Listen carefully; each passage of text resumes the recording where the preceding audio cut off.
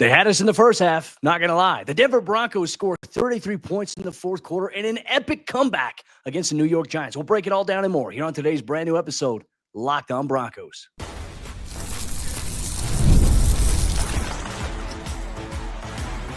You are Locked On Broncos, your daily Denver Broncos podcast. Part of the Locked On Podcast Network, your team every day.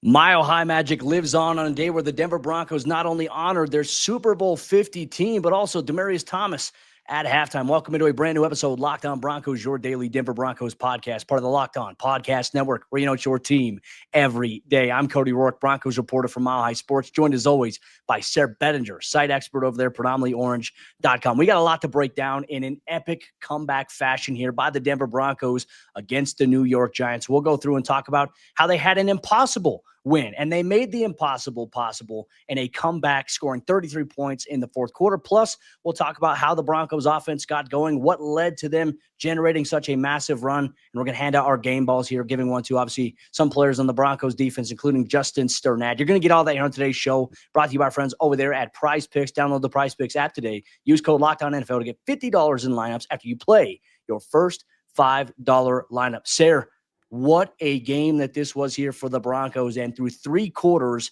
it was abysmal. It was frustrating. It was borderline embarrassing at this standpoint. Fans were leaving the stadium with 10 minutes left in the fourth quarter. And then Bo Nix, the Broncos defense, Justin Sternad, a lot happened. This was a roller coaster of a game as the Broncos win 33-32. The wildest comeback that I can recall as a Broncos fan, Cody. I mean, I remember back in 2012, there was a game where the Broncos beat the Los Angeles, or at the time, the San Diego Chargers, when they were down 24-3 at half. It felt like a huge turning point in the whole Peyton Manning era, where everybody was ready to be done with the Peyton Manning experiment at that point too. They were all frustrated about the way that he was playing. And similarly, now everybody's frustrated at Bo Nix. Everybody's frustrated at Sean Payton. Look, the way that they came back in this game, Cody, I mean, we can talk about all the other details later. This comeback was absolutely insane. The Broncos were down 19-0 in this game, and then they made it 19-8, and you started to think, okay, hey, they got a shot to at least do something, right? And then they break up a pass. That was a perfect opportunity for them to kind of keep climbing back into the game. But instead of the pass hitting the ground, it falls into the waiting arms of Giants tight end Theo Johnson, and he runs in for a touchdown to make it 26-8. At that point, my wife left the room. My kids left the room. I was sitting there. I wrote my post-game report up. I know you were filling out the Locked On Broncos script. Like it was done. At 26-8, the game was over. And then the craziness really happened. They forced us to delete all of our post-game content, essentially, like our script out. Everything was going in this game here. That was one of the things that stood out to me, is just the resilience of this team. And Sayre, you know, on a day, and that's what I was saying too, like on a day where you're honoring Demaryius Thomas, that Super Bowl 50 team, I was like, this was one of the most embarrassing fashions that you can put out there. And then all of a sudden, as we've seen time and time again, like we did in that Super Bowl 50 year, the Broncos caught lightning in a bottle. I mean, Sayre, I believe the statistic here in terms of the comeback here for the Broncos, our good friend Parker Gabriel of the Denver Post put this out there, that the Broncos are the first team to win a game down 18-plus points in the final 6 minutes. 1,600 games have happened where that has been the case, where the team's up 18-plus points in the fourth have won. That was until this game. The comeback kids, the cardiac kids, the fourth quarter heroics, whatever you want to call it, this was a defining game here for the Broncos. And yes, of course, as you mentioned here, there are plenty of issues that we are going to address with this team, I think, in tomorrow's episode, but this is a comeback victory here. And a lot of it was Bo Nix and the offense capitalizing on the defense in that fourth quarter, the defense not giving up after that play you had just described to Theo Johnson. The offense started getting in rhythm. They started getting going. Bo Nix was using his legs. He was finding Evan Ingram. They were just marching down the field, and all of a sudden, Troy Franklin catches an improbable deflected pass for a touchdown. And all of a sudden we started looking at each other in the press box like, okay, this is interesting. They're making this thing a little bit dicey here. Overall, I'm just blown away at what the Broncos did. 275 yards of offense there in the fourth quarter, 33 points in the fourth quarter. This was, I mean, I don't even have a word for it. Stunning, impeccable, you name it. Yeah, and really the play that we need to discuss is one that we'll talk about as the show goes along as well. I don't want anybody that's listening to think that we're ignoring it or diminishing it, but the interception from Justin Strnad was the game-changing, game-altering play that ultimately set the Broncos up because you had to steal a possession somehow. The Broncos managed to do this without an onside kick in the fourth quarter, which is actually crazy when you think about it, because the fact that they came back down from how many points they were down with so little time left without an onside kick, and the Giants had no reason to be putting the ball in harm's way. It was a terrible, terrible mistake by head coach Brian Daboll and the quarterback Jackson Dart to even think about putting the ball into harm's way with like 4.5 minutes left at that point. And what the Broncos did to capitalize on that, the offense was inept for the majority of the game, and the faucet turned on in the fourth quarter. The touchdown run by Bo Nix to take the lead 30-20, whatever it was, 30-26. Yeah. One of the craziest, coolest play designs. I mean, we'll have plenty of complaining to do about Sean Payton later in the week, like you said. That was one of the coolest play designs that I have ever seen. It was just the perfect moment for it as well. Somebody had made the comparison, not to compare Bo Nix to Tim Tebow, but it had that Same. Tim Tebow vibe to it, right? The design run. Yeah. What was it? That was against the Jets, though, I think on a Thursday night game where Tebow did that. Well, ironically, this one comes on a Sunday afternoon against the Giants. And look, I thought the Giants defensively had a really good game plan. I mean, you mentioned the inept offense. We'll dive into that later on this week. But I just think for them to be able to lock in, just focus in that fourth quarter and capitalize on these big plays. And we're even talking about guys too, like, can we talk about how big Marvin Mims was in this game, especially in the fourth quarter? That clutch catch on the back shoulder late to get the Broncos set up in a great field position. And then really on those final seconds, Denver has no timeouts left. They're trailing at this juncture 32-30. He catches a crazy pass that was really kind of intended for Courtland Sutton, just great focus. Marvin was so big in this game. Marvin was a big part of the offense, the Energizer Bunny here that I think that they were needing. That happened early on in the game, and then obviously came through in the clutch times here. But then Courtland Sutton coming up big, back shoulder catch to set up the Will Lutz game-winning field goal with 2 seconds left here. It was incredible. I want us to go to Garrett Bowles. We caught up with him in the locker room after the game, and he mentioned something about this and kind of drew a little bit of a parallel from Courtland to DT. I always tell him that DT looks down on both of us, and that's what he did tonight. So, it was a great team win. Obviously, we didn't start the way we wanted to start, but we finished the way that we wanted to finish. And, my quote, it doesn't matter how you start, it matters how you finish, is what we did tonight. And I'm proud of this team. I'm proud of Bo. I'm proud of this O-line. Hauser stepping up and Frank coming in to step up, and our defense doing their thing. This is just a great all-around team win. Really perfect right there from Garrett Bowles as well. And it was so fitting for Courtland Sutton to make that play on this particular day, wasn't it? I mean, yeah, it wasn't the best day at the office for the majority of this game. But when you look at what they did in the fourth quarter, it was almost like a new game started for the offense in the fourth quarter. Like when you look at the final numbers of this game, you would think that was spread out over 4 quarters, but they did almost nothing up until the point that this comeback began late in the game. It's insane the amount of production that they had, the way that they came through, everybody making clutch plays, the ball literally bouncing their way, like you mentioned on the Troy Franklin touchdown catch. I mean, it all had to work together for the Broncos to figure out a way to get it done. And like you said, there's the only word that you can really use is like you're stunned by a victory like this. Yeah, and look, could you imagine being on the other side of that if you're the New York Giants? We caught up with Jonathan Cooper, Nick Bonito in the locker room, Malcolm Roach, and even Malcolm said, I would not want to be in that locker room right now on the other side of something like this. So a gut punch there. The Broncos, they extinguished the flame a little bit, as we talked about, at Jackson Dart and the New York Giants. We had a bunch of Giants fans who commented on our show as the game was ongoing. They deleted their comments, and now they're nowhere to be seen. So enjoy it. Go eat a bacon, egg, and cheese. Have fun here. But you know what? We're going to have fun on this post-game report here. The Broncos defense, they had to overcome a lot in this game here, and they helped set the Broncos up for this game-winning drive. We'll dive into the defense's performance and hear from Justin Strnad here on today's episode, Locked on Broncos. Today's show is brought to you by our friends over there at Rippling. If you're a business owner, here's the truth. SaaS promised to make work easier, but now the average company is buried by hundreds of apps that slow down your teams and simply don't work together. That's not SaaS, that's SAD, software as a disservice. And that's why you need Rippling. Rippling is the unified platform for global HR, payroll, IT, and finance, all in one place. They've helped millions of businesses replace a mess of disconnected tools with one system designed to give leaders clarity, speed, and control. By uniting your employees, teams, and departments in one system, Rippling removes the bottlenecks, the busy work, and silos your software created. It's seriously simple to use, giving companies one source of truth for their people, their data, and everything that they touch. And right now, you can get 6 months free when you go to rippling.com/lockedonnfl. Learn more at rippling.com/lockedonnfl. That's rippling.com/lockedonnfl for 6 months free. Terms and conditions apply. Today's episode of the show is brought to you by our friends over there at PrizePicks. And every day we make decisions, but on PrizePicks, being right can actually get you paid. So don't miss the excitement of this football season with PrizePicks, where it's good to be right. Playing PrizePicks is such a fun and simple way to add more excitement to football. You just pick more or less on player projections like Josh Allen's passing yards or Saquon Barkley rushing for a touchdown, and you are in the game. Plus, they have a brand new injury reboot feature where if your player gets injured and leaves early and doesn't return, it won't count against you. So check it out here today. Download the PrizePicks app and use code LOCKEDONNFL to get $50 in lineups after you play your first $5 lineup. That's code LOCKEDONNFL for $50 in lineups after your first $5 lineup. PrizePicks. It's good to be right.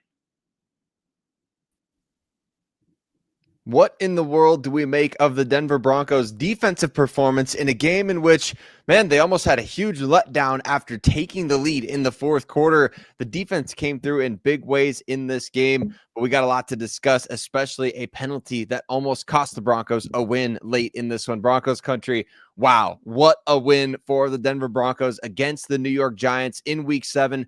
Hey, we haven't mentioned it yet, but the Broncos are in first place in the AFC West. The Chargers lost to the Colts on Sunday, and the Chiefs, they beat the Raiders, but the Chiefs are still a game behind the Broncos as of right now. Pretty crazy. The Broncos are 5-2 for the first time in 10 years. And you know what? With the Super Bowl 50 team in the house, Cody, I couldn't help but think this is exactly the type of game that Super Bowl 50 team consistently found ways to win. There was a lot less points on the board for those games, but it was kind of finding ways to pull a rabbit out of a hat and make big plays when you needed to. That's exactly what the Broncos defense did in this game at the best possible time. Yeah, and I think it all starts with Justin Sternad's interception. You mentioned it. That was the play that Sean Payton said when we talked to him at the podium was the difference between them losing and winning this game here. He came up with a big play, had pretty good yards on the return, and then it helped Bo Nix in the offense with great field position, kind of set things up for a scoring drive. And that's the complementary football that you need here. And I think in the fourth quarter, it summarized things perfectly here. The offense couldn't do anything for 3 whole quarters. You know, the defense, they would give up a couple of chunk plays. You know, there was a couple busted coverages or just plays where Jackson Dart, I mean, hats off to the Giants offense. They also made some incredible plays, extending with his legs, running after contact, taking advantage and running wide open for touchdowns, you know, in the run game with Tyrone Tracy early on here, you know, and for the defense to be able to buckle down in the fourth quarter and respond and get a stop, that was huge, Sayre. But I do think we definitely got to talk about the drama here late in this game. I mean, the Broncos defense, they're up 30-26 at this point. All you need to do is get a stop, you know, because a field goal wouldn't matter for the New York Giants. You just got to keep them out of the end zone. The Broncos were penalized 3 times on this final drive here that ultimately led to Jackson Dart and the Giants getting put on the 1-yard line where they punched it in and scored. A terrible call, in my opinion, on Riley Moss on PI. I felt like that was such a terrible play, and it came in so late too. This was one of those games, and I never like to blame officiating, but it felt like officiating was leaning towards supporting this little Linsanity run that the Giants, they were certainly on here with Jackson Dart. Well, 7 first downs for the New York Giants on penalties alone in this game. I saw the Rams beat the Jaguars, I think 35-7 in London on Sunday, Cody. The Rams had 8 first downs on penalties, and they won by 28 points. So when you're talking about how big of a difference that makes over the course of a game, like to be given 7 first downs via penalty is egregious. And I think that's what Sean Payton was so ticked off about at the end of the game. And he talked about it in his post-game presser. He's like, I can't criticize the officials, but I can disagree with them, right? And that's a huge note there to be made because Do you disagree with what are you supposed? I know that Riley Moss is the number one most hated player on the Denver Broncos by so many fans out there who want to see him get benched.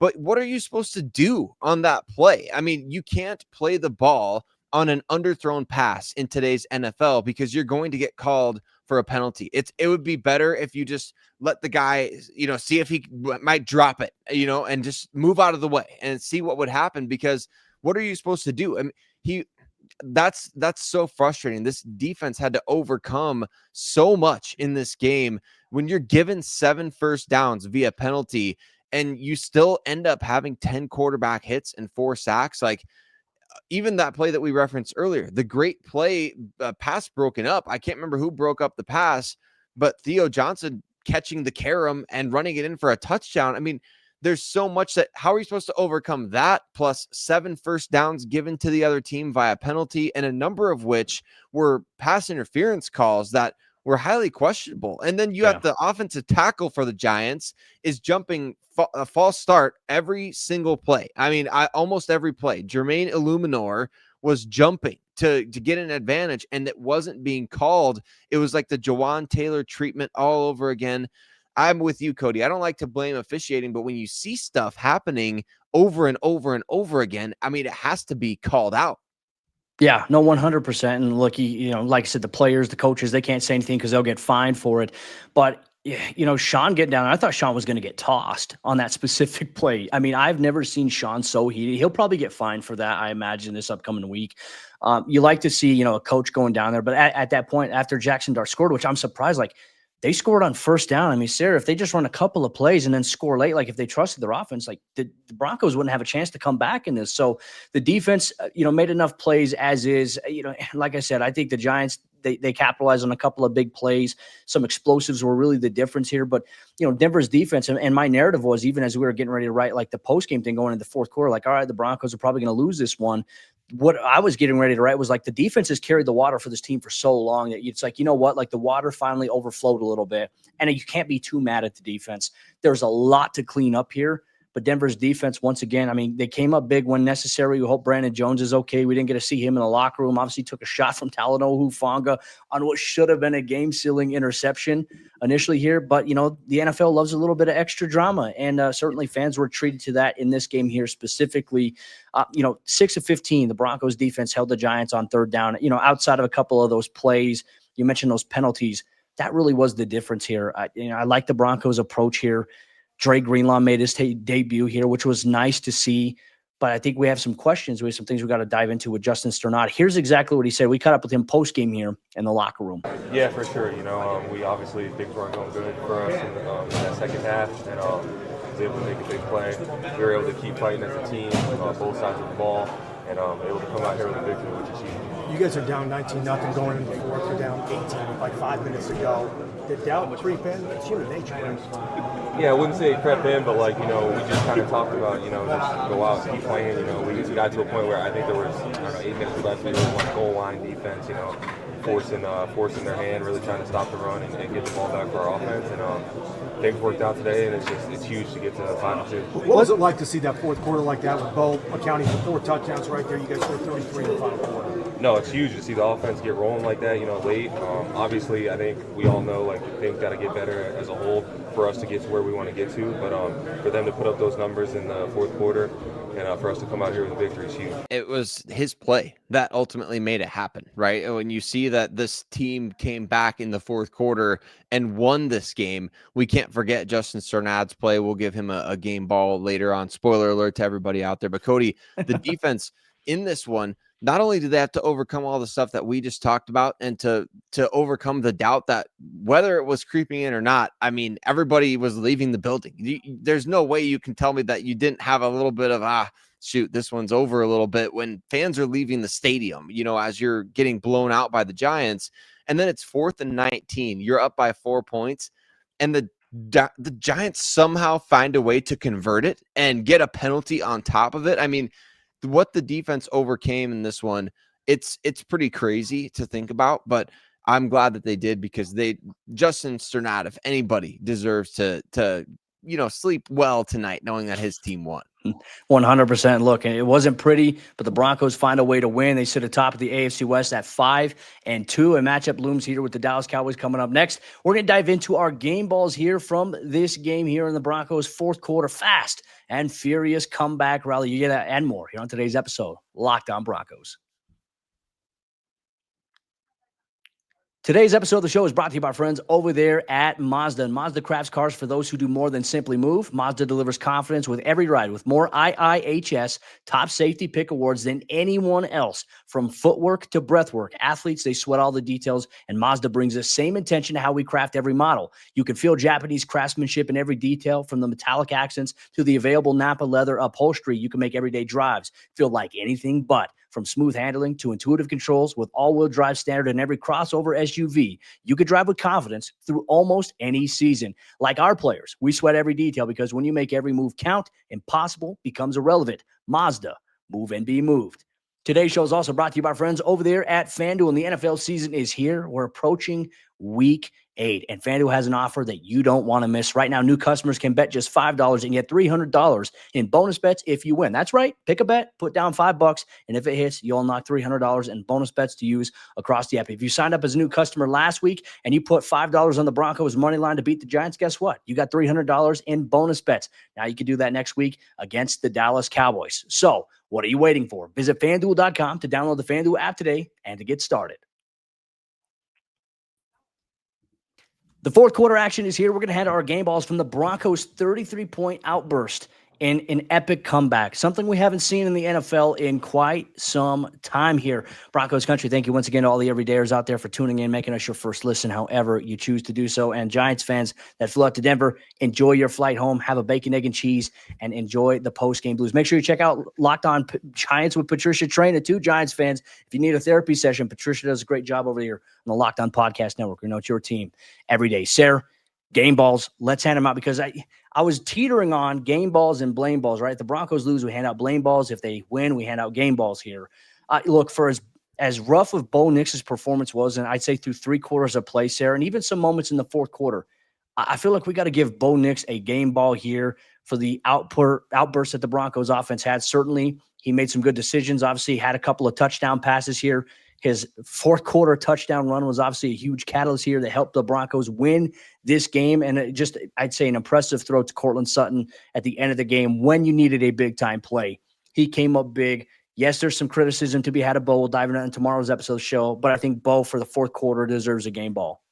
Absolutely. Bo Nix in the fourth quarter against the Giants, according to Pro Football Focus, 76.2 adjusted completion rate, 218 total yards, 4 total touchdowns, and the Broncos overcame a 19-point deficit. He, of course, had that big 21-yard rushing touchdown, but Bo really put the team on his shoulders there in the fourth quarter, Cody. And I know that it takes a village to make a comeback that big, but the quarterback is obviously the one who has to make it happen. You have to make that throw on 3rd and 11 deep down the right sideline to Marvin Mims and put it in a spot where he can go get it. You have to put the ball, on Evan Ingram so he can create after the catch. You have to put the ball on Courtland Sutton to set up the game-winning field goal. So yes, Bo Nix does get a game ball, despite the fact that the majority of this game was brutal offensively for him and for the Broncos, but that fourth quarter was undeniable. And Bo Nix, of all, would not be denied. And he had the great zinger right after the game. CBS asked him on the field,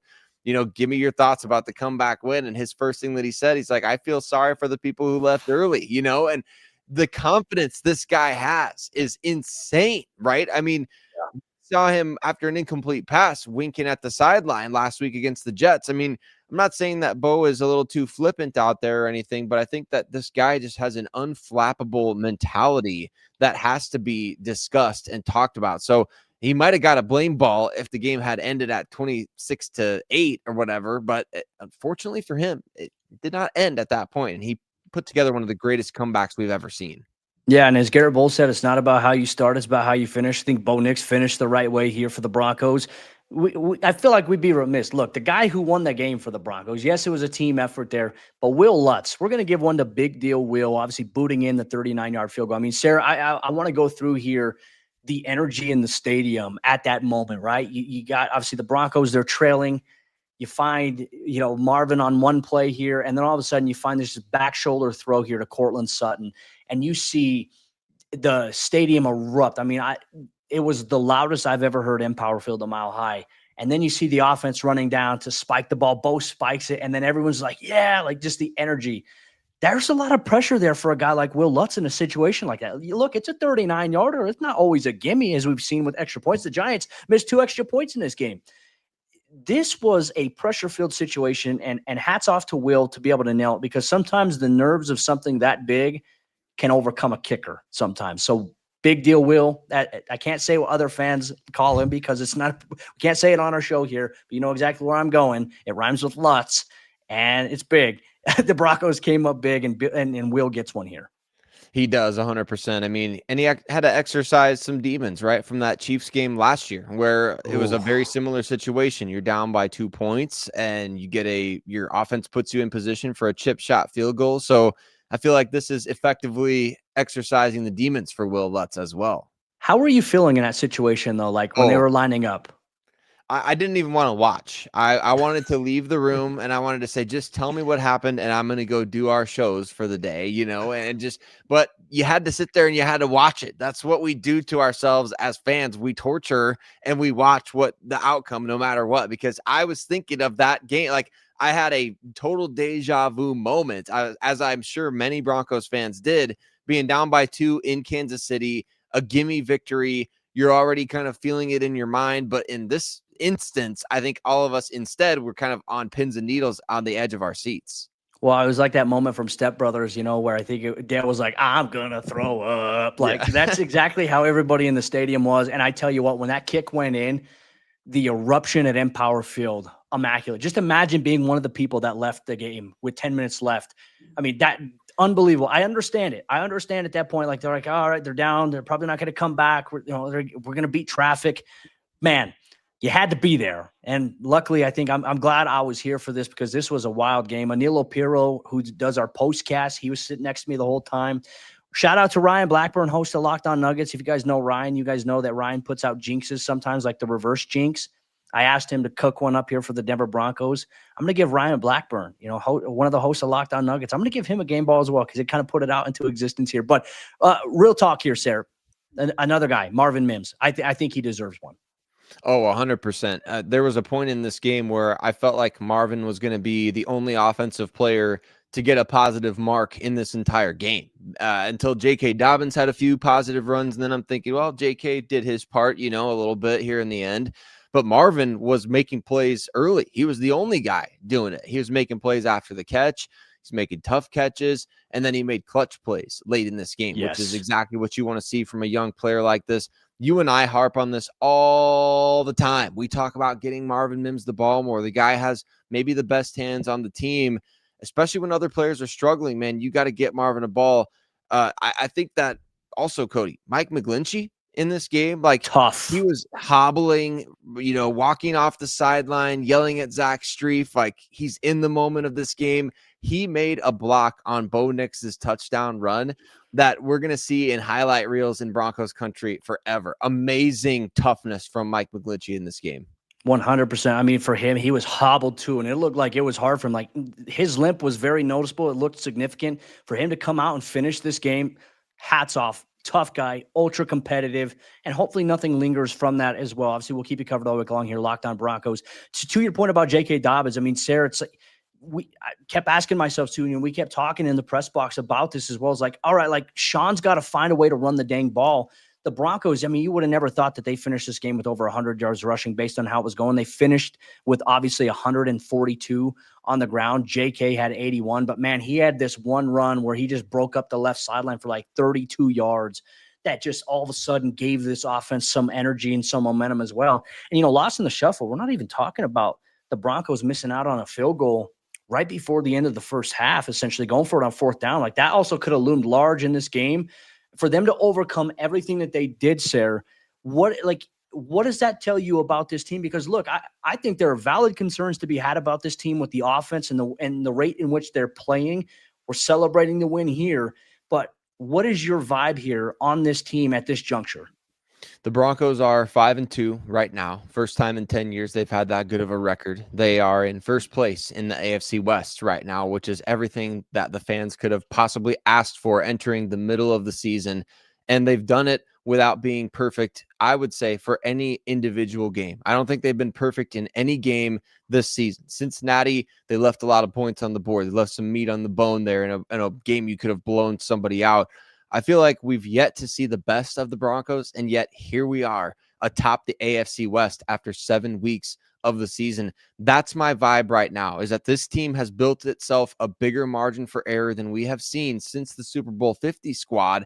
And right now, yes, you enjoy being in first place. Yes, you acknowledge the shortcomings. But man, if this team can put something together for any consistent period of time, they are going to be one of the toughest. Just imagine if the Broncos could string together offense like we saw in the fourth quarter for any stretch of games.